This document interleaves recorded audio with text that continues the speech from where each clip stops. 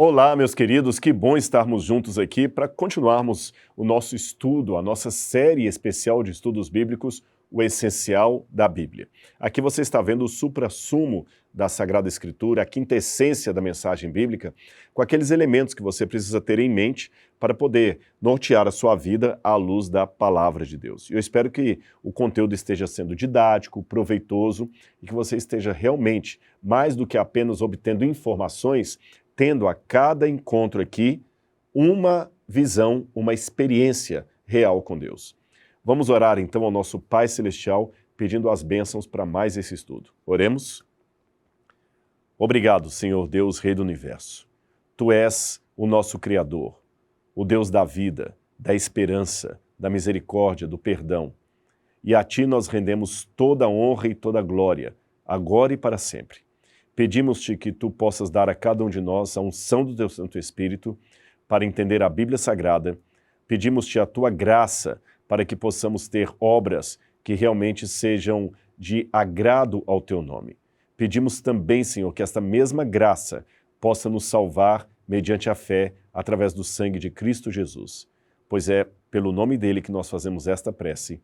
Amém, Senhor. Amém. Muito bem, o tema de hoje é um tema delicado. Eu quero falar sobre a morte. Eu sei que muita gente, talvez que está me assistindo nesse momento, eu não conheço, talvez tenha passado por um luto recente ou há muito tempo. Há pessoas que até conseguem superar a perda de alguém, outros não. Há pessoas que até conseguem viver relativamente bem com a ideia de que um dia vão morrer. Mas outros talvez não, têm medo da morte, existem muitas fobias. A morte é um assunto realmente delicado, que deve ser tratado acima de tudo com muito respeito, com muita sensibilidade para aqueles que estão numa situação de morte ou de pós-luto, ou que estão vivendo em pleno luto. Enfim, ainda que eu apresente aqui uma opinião que possa ser diferente da sua em relação ao que acontece com as pessoas depois que elas morrem, saiba que eu o faço com muito carinho, muito respeito e muita sensibilidade por você. Está bem? Em primeiro lugar, é curioso que a morte, é um paradoxo isso, a morte entrou no planeta Terra, na história da humanidade, justamente depois que Eva desejou ter a vida eterna. Olha que curioso. A Bíblia diz aqui no livro de Gênesis, capítulo 3, a partir do versículo 1 em diante, o relato em que Deus falou com Adão e Eva que eles não deveriam comer do fruto proibido que haveria ali no meio do jardim. E a Bíblia diz assim: Ora, a serpente era o mais astuto de todos os animais selvagens que o Senhor tinha feito. Ela perguntou à mulher: Foi isso que Deus disse? Não comam de nenhum fruto da árvore do jardim? Das árvores do jardim? É interessante que a serpente, ela deturpa um pouco o que Deus falou. Deus não disse não comam de nenhuma árvore do jardim. Ele falou que eles podiam comer de todas as árvores, menos daquela, da árvore do conhecimento do bem e do mal. Aí a mulher respondeu à serpente, verso 2, podemos comer do fruto das árvores do jardim. Mas Deus disse, não comam do fruto da árvore que está no meio do jardim, nem toquem nele, do contrário vocês morrerão. Aqui Eva cometeu 3 erros. O primeiro deles, que desatendendo aquilo que Deus havia advertido, ela deixou Adão e ficou sozinha diante do perigo da tentação. O segundo erro de Eva foi que ela aceitou entreter comunicação com o inimigo que falara até a ela através do animal ali, através da serpente. Então ela foi conversar com o inimigo. Sabe, ficar no terreno encantado de Satanás é muito perigoso. E o terceiro erro de Eva é que ela acrescentou à ordem divina algo que Deus não tinha falado. Deus em nenhum momento, você pode comparar aqui no Gênesis, disse que eles não podiam tocar no fruto. Deus disse apenas que eles não podiam comer do fruto. Então Eva deliberadamente acrescentou algo que Deus não falou. E aí ela abriu margem para a serpente dar-lhe um checkmate na discussão. Continuando. Mas Deus disse, repetindo, né, Eva falou, não comam do fruto da árvore que está no meio do jardim, nem toquem nele. Deus não falou isso. Do contrário, vocês morrerão. Disse a serpente à mulher, certamente que não morrerão.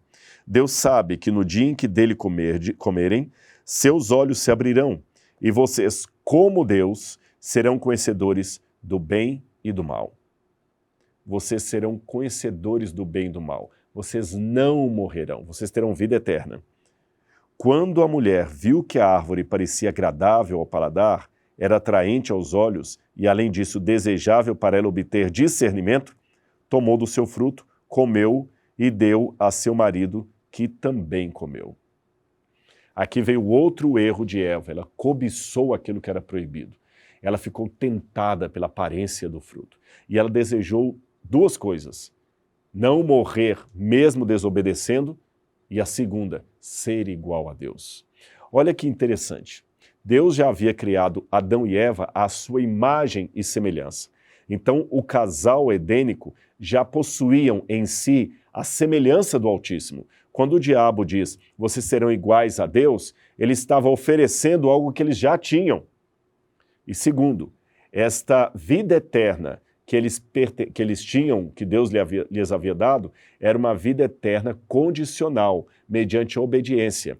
E o diabo queria proporcionar uma ideia de vida eterna mediante a desobediência.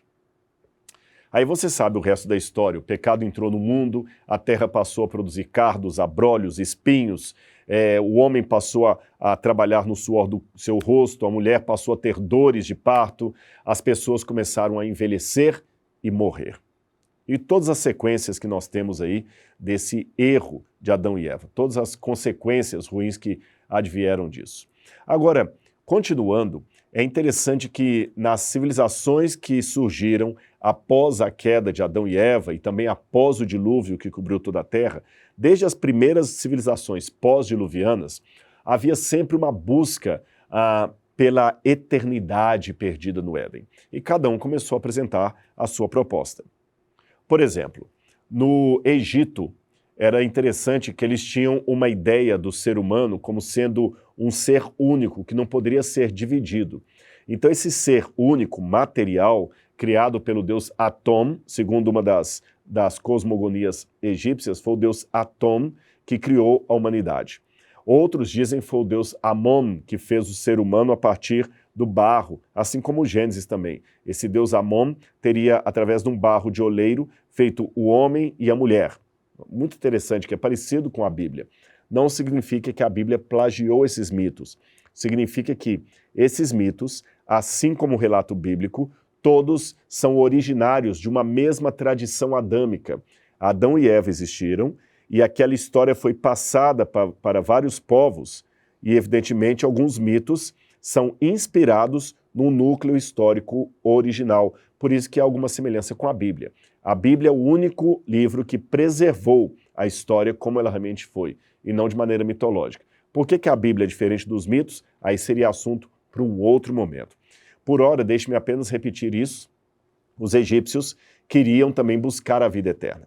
E eles entendiam que o corpo, além da parte física do pó da terra, ele tinha dois elementos vitais, a Ba e a Ka, como dizem em linguagem faraônica. Ba e Ka seriam, respectivamente, a alma e o espírito do indivíduo. Então, quando a pessoa morria, eles acreditavam que o deus Anubis pegaria o espírito do morto e levaria na barca solar até diante de Osíris. Para chegar diante de Osíris, você teria que passar pelo juízo final diante da deusa Maat. Se você fosse aprovado no juízo final, você iria até perante Osíris. Osíris daria para você a franquia da vida eterna, então você voltaria juntamente com o deus Anubis, entraria no seu corpo morto e poderia desfrutar a eternidade através daquele corpo morto. Eu sei que parece meio estranho, mas aí você entende por que os egípcios se preocupavam tanto em mumificar os mortos. Porque para que você tivesse a vida eterna, não bastava ter um espírito ou uma alma, você precisava ter um corpo para receber esse espírito e essa alma. E esse corpo, então, tinha que ser preservado através da mumificação para que você pudesse, através dele, curtir os anos infindos da eternidade. É por isso também que os egípcios faziam, aqueles que tinham mais condição financeira, como o vizir, como o faraó, faziam muitas estátuas de si mesmos e também muitos afrescos nas paredes das tumbas, porque você poderia viver no mundo dos mortos através do seu corpo mumificado, através da sua estátua ou através dos desenhos que fizeram para si na parede, juntamente com o seu nome escrito ali. É por isso também que os egípcios construíam suas casas de tijolo de adobe, que acabava se desfazendo, mas a tumba era na rocha para durar para sempre. Em 1922, Howard Carter descobriu ali no Egito a múmia de Tutankhamon. E essa foi a primeira vez que a tumba de um faraó foi encontrada intacta. E é interessante que dentro da tumba de Tutankhamon estava ali repleta de tesouros do faraó, carruagens, brinquedos, joguinhos, roupa, leque, comida, um monte de coisas. Por quê? Eles acreditavam que a alma do faraó iria usufruir daquilo ali no mundo dos mortos através da sua múmia. E assim ia.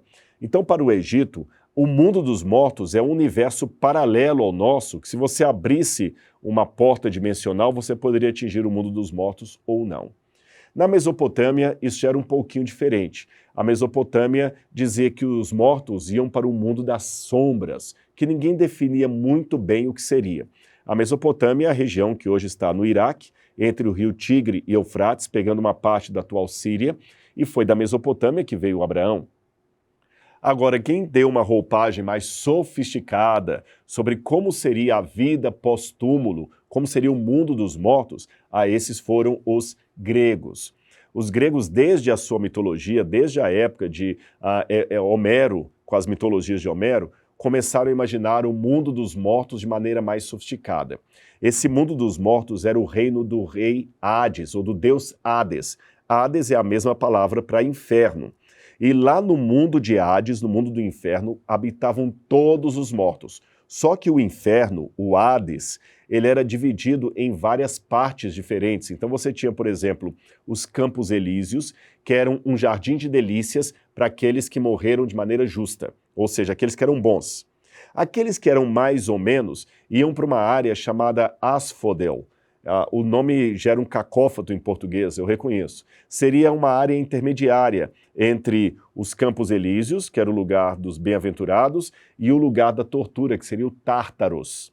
Então, todo mundo que morria iria individualmente para o reino de Hades. Só que lá você poderia ir para a parte boa, para a parte ruim ou para a parte mais ou menos. Depois, houve outras ideias entre os gregos, como, por exemplo, a metempsicose, que era a transmigração de almas. Eles acreditavam que uma alma podia sair de um corpo e entrar no outro corpo. Quem acreditava nisso, por exemplo? Pitágoras. Pitágoras tem uma história que certa vez havia um cachorro gritando porque um homem estava batendo no cachorro, e ele impediu o homem de continuar batendo no cachorro porque ele reconheceu no latido do cachorro a voz de um amigo que havia morrido. Então eles acreditavam que a alma podia sair de um corpo e entrar no outro corpo. A alma saía daqui, entra no outro, expulsando aquela alma lá. E, finalmente, quem deu o contorno maior, filosófico, no mundo grego para o estado da pessoa na morte foi Platão, o discípulo de Sócrates. Platão dizia que, na verdade, a alma é um elemento eterno que está prisioneiro num corpo material. E quando esse corpo morre, esse elemento, a alma, ele sai e vai para o mundo das ideias. Aí começou a concepção de céu. Note que até então, todo mundo que morria ia para baixo, para o mundo de Hades, só dividido em partes diferentes. Agora não, a alma quando sai do corpo, ela sobe. Na época cristã, esse mundo das ideias de Platão será chamado de céu, paraíso, sky, né, como a gente fala em inglês, ou paradise, ou heaven, como diz em inglês também. E aí surgiu a ideia que até hoje domina a maior parte do pensamento ocidental, que é da imortalidade da alma. E eu não posso esquecer também que há nesse entremeio a doutrina kardecista, a doutrina espírita, que trabalha com a reencarnação. De acordo com essa interpretação, quando você morre, se você tem algum débito aqui na Terra, você pode voltar reencarnando para pagar aquele débito. Então, assim os espíritas explicam o sofrimento. Uma criança, por exemplo, que nasce mutilada ou com algum problema congênito, é porque no passado ela pode ter sido algum adulto que negligenciou uma criança. Uma pessoa que nasce com um tumor cerebral muito sério, que traz sequelas para toda a sua vida, pode ser alguém que está, através daquela doença, se purificando de algum pecado que ela tinha na vida anterior. Você pode reencarnar na forma de um animal, na forma de uma pessoa, na forma de uma mulher, de um homem, de um gato, não interessa.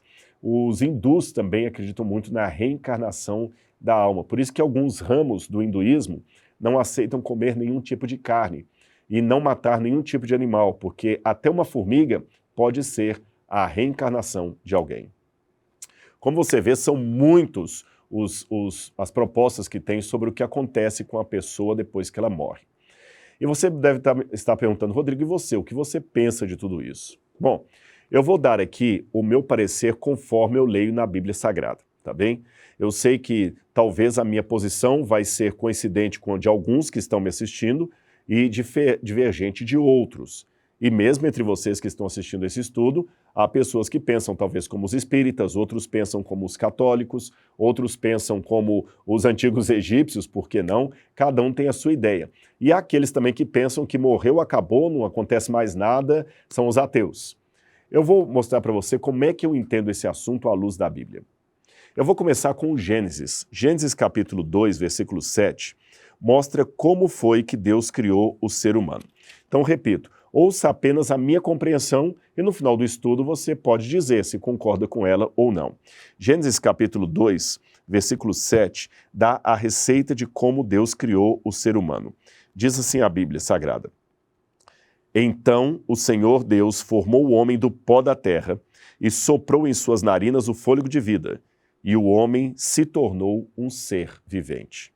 Ser vivente, no hebraico está nefesh hayah, uma alma vivente. A primeira coisa que eu aprendo aqui no Gênesis é que, de acordo com o relato das origens, o homem não tem uma alma, ele é uma alma. Diz que o homem passou a ser alma vivente, não a ter alma vivente. E a receita do ser humano está clara aqui, olha. O pó da terra mais o fôlego de vida vai ser igual a alma vivente. Então, se você tirar um dos elementos, você não tem alma vivente. Imagine, por exemplo, uma lâmpada. O que é a luz que sai daquela lâmpada? Quando você acende uma lâmpada. Aquela luz é a junção da lâmpada com a energia elétrica. Quando você junta a lâmpada com a energia elétrica, você tem a luz. Agora, se eu não tiver lâmpada, eu só tenho energia elétrica. Se eu não tiver energia elétrica, eu só tenho lâmpada. Mas eu nunca vou ter a luz. A luz é o resultado conjunto da lâmpada com energia elétrica. Então, nessa interpretação bíblica, a alma vivente é a junção do fôlego de vida dado por Deus, que é a vida, com o pó da terra, que é a nossa parte material. E de acordo ainda com a Bíblia, o que acontece com a pessoa no momento da morte? Gênesis 3, verso 19, dá essa resposta. Deus diz o seguinte, olha, ao pó você voltará, e que você coma do seu pão até que volte à terra, visto que dela foi tirado, porque você é pó e ao pó voltará. Tá certo? Você vai ao pó e ao pó voltará. Eu sei que muitas pessoas acreditam até que a pessoa continua viva depois de morta no mundo, no plano espiritual, e que você pode até conversar com os mortos. Mas o que a Bíblia diz a esse respeito?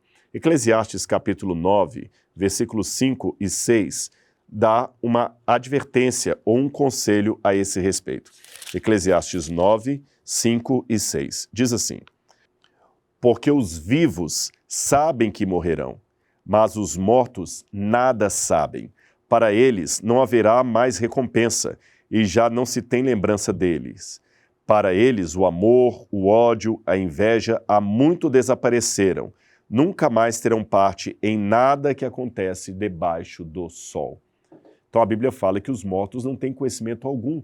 Então, se você está consultando um morto para saber o que acontece aqui, não faz sentido isso à luz do que está em Eclesiastes. Aliás, a Bíblia não apenas diz que os mortos não sabem de coisa alguma, mas a Bíblia traz sérias advertências contra a necromancia, ou seja, a consulta aos mortos. Veja o que está em Deuteronômio, capítulo 18, versículos 10 a 12. Deuteronômio, capítulo 18, versículos 10 a 12. Vou ler para vocês aqui, ó. Deuteronômio 18, 10 a 12. Diz assim na minha tradução: não permitam que se ache alguém entre vocês que queime em sacrifício seu filho ou sua filha, que pratique adivinhação, se dedique à magia, ou faça presságios, ou pratique feitiçaria, ou faça encantamentos. Nem haja quem seja médium, nem quem consulte espíritos ou consulte os mortos. O Senhor tem repugnância por quem pratica estas coisas. Percebeu? O Senhor tem repugnância. E de repente alguém está falando assim, nossa, Rodrigo, mas eu sou médium, você está me ofendendo. Não, desculpe-me, eu estou apenas lendo o que a Bíblia diz. Eu não posso também, você há de concordar comigo, que em prol do politicamente correto, negar o que está escrito na palavra de Deus. Ela diz que Deus não aceita a prática da mediunidade. E alguém pode dizer assim, tá, mas e o que eu faço com as experiências que eu tenho? Ore a Deus sobre isso. Peça a Deus para que lhe dê discernimento. E qual será a solução para a morte? Bom, em primeiro lugar, deixe-me dizer que se Deus permitisse, raciocine comigo, que algumas pessoas entrassem no céu antes das outras e pudessem conversar com as que estão aqui, nós não teríamos paz, nem ele teria paz do outro lado. Imagine uma mãe que entra no céu, mas está preocupada com a filha órfã que ficou aqui. O céu deixará de ser céu para aquela mãe. Sem contar que quando o apóstolo Paulo fala da volta de Jesus, eu vou ler esse texto no final, ele diz que todos aqueles que forem salvos vão entrar no céu no mesmo momento. Paulo deixa bem claro que aqueles que morreram antes de nós não entrarão no céu antes de nós, e nós, os que estivermos vivos, também não entraremos no céu antes daqueles que morreram. Todos vão para o céu no mesmo tempo, juntos, contemplando o Senhor nos ares. E o que vai permitir essa reunião entre vivos e mortos durante a volta de Jesus é o fenômeno da ressurreição, mas sobre ele eu vou falar no finalzinho desse estudo. Qual é a solução bíblica, então, para o problema da morte? João capítulo 5, versículos 28 e 29 dá essa resposta. João capítulo 5, versos 28 e 29. Eu vou ler na minha tradução. Não fiquem admirados com isto, pois está chegando a hora em que todos os que estiverem no túmulo ouvirão a sua voz e sairão. Os que fizeram bem ressuscitarão para a vida. Os que fizeram mal ressuscitarão para serem condenados. Percebeu? Eu não vou explicar aqui os detalhes, mas a Bíblia fala em Apocalipse capítulo 20 de duas ressurreições antes da volta de Jesus. Você tem a ressurreição geral, onde todos os salvos ressuscitarão no momento em que Jesus volta, e você tem uma segunda ressurreição, 1000 anos depois, quando os ímpios ressuscitarão para receber a sua sentença de morte eterna.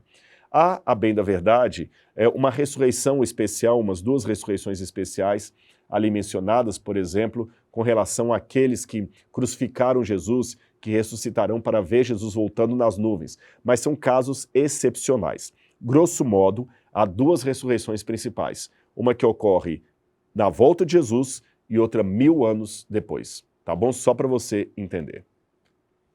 Agora, para terminar o meu estudo aqui, eu quero dizer uma coisa.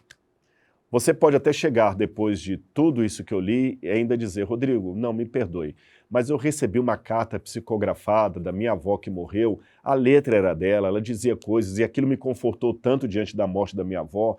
Eu tive um filho que morreu num acidente automobilístico e um médium me entregou uma carta dele. Ou alguém, talvez que seja católico, fala, mas eu sempre rezo pelas almas, eu tenho a missa de 7º dia. Ou seja, alguém que é espírita pode falar também assim, mas olha, eu acredito na reencarnação, eu respeito a sua crença, mesmo que ela seja diferente da minha. Eu só peço que você possa consultar a Bíblia Sagrada e verificar se aquilo que você está acostumado a acreditar é de fato o que está na Bíblia. Eu apenas coloquei para você como eu vejo as coisas na palavra de Deus. Agora, mesmo que você tenha uma ideia diferente de mim, eu acho que há um elemento que todos nós podemos ter em comum. A esperança de que Deus é aquele que pode trazer fim ao sofrimento da morte, fim à cessação de luto, e aquele que pode trazer à vida àqueles que morreram. E se você me permite ficar dentro da Bíblia Sagrada, a forma de se dar vida após a morte de acordo com a Bíblia, é através da ressurreição. Aí o apóstolo Paulo, que conviveu muito de perto com a morte porque perdeu entes queridos, sofreu ameaças em sua vida várias vezes durante o seu ministério, Paulo escreveu certa vez aos Tessalonicenses, em 1 Tessalonicenses, capítulo 4, versículos 15 a 18, o seguinte. Veja, ele estava vivendo numa igreja que estava já desalentada, porque Jesus não voltara, e alguns estavam colocando, olha, Jesus já voltou, e aquelas pessoas que morreram estão sem salvação. Aí Paulo deu o seguinte conselho, ou melhor, a seguinte consolação para esse povo. Eu vou ler para você. 1 Tessalonicenses, capítulo 4, versículos 15 em diante. Diz assim, dizemos a vocês pela palavra do Senhor, que nós, os que estivermos vivos, os que ficarmos até a vinda do Senhor, certamente não precederemos os que morrem, ou seja, ninguém vai entrar no céu antes do outro. Pois dada a ordem, com a voz do arcanjo, o ressoar da trombeta de Deus, o próprio Senhor descerá do céu, e os mortos em Cristo ressuscitarão primeiro. Depois nós, os que estivermos vivos, seremos arrebatados com eles nas nuvens para o encontro com o Senhor nos ares. E assim estaremos com o Senhor para sempre. Consolem-se uns aos outros com estas palavras. E parafraseando Paulo, eu digo para você, você que perdeu um ente querido, console a si mesmo e aos demais com essas palavras de Tessalonicenses. Um pouco antes do texto que eu li, depois você pode ler o capítulo todo, Paulo diz, olha, se nós cremos que Jesus morreu e ressuscitou dentre os mortos, então Deus também guardará em sua memória aqueles que morreram. E com o mesmo poder que Jesus ressuscitou, ele trará à vida aqueles que a morte arrancou de nós. Então você pode até discordar de mim teologicamente da interpretação bíblica que eu tenho, mas eu espero que pelo menos você se una a mim na esperança da vida eterna. Como? Em primeiro lugar, honrando a memória de quem se foi, vivendo sua vida. Sabe, há muitas pessoas que no seu luto a vida acaba. E tem um autor, Viktor Frankl, que trabalhou muito de perto a morte, primeiro por sua experiência no campo de concentração nazista, onde ele praticamente perdeu todos os membros da família e quase tentou o suicídio. Mas ele começou a raciocinar, se meu pai tivesse sobrevivido e eu pudesse ver o meu pai vivo, o que eu desejaria para ele? Que ele superasse essa dor. Imagine você, mãe, você que perdeu um ente querido, que seu filho morreu. Se fosse você que tivesse morrido e o seu filho estivesse vivo, deprimido, o que você desejaria para ele caso pudesse vê-lo depois de morta? Você ia desejar que ele sobrevivesse. Você ia desejar que ele superasse a depressão, não é? Então, faça agora o exercício contrário. Honre aquele que morreu superando a dor. Honre aquele que morreu superando a depressão. Honre aquele que morreu celebrando o tempo que ele viveu com você. E prepare-se espiritualmente para quando Jesus voltar. Aí eu prometo para você, não em meu nome, mas em nome do Deus da Bíblia, que o Senhor trará de volta esse ente querido que a morte levou. Assim que vocês aceitarem a Jesus como Salvador pessoal e forem salvos, Deus fará com que você se reencontre com aquela pessoa de quem você tem tanta saudade. Entregue, então, o luto na mão de Deus e se prepare para aquele dia onde nunca mais eu precisarei consolar alguém da perda de um ente querido, porque não haverá mais morte, nem pranto, nem dor. Enquanto esse dia não chega, nós morremos, nós sepultamos nossos entes queridos, nós sabemos que dia após dia a sepultura está mais próxima de nós.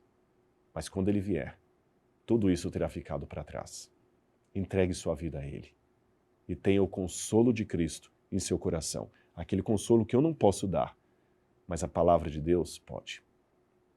Nós vamos ficando por aqui, o nosso tempo já estourou, mas eu espero que você considere bem essas palavras e entenda o tema da morte não como algo deprimente, mas como um tema de esperança, porque quem está em Cristo, ainda que esteja morto, viverá.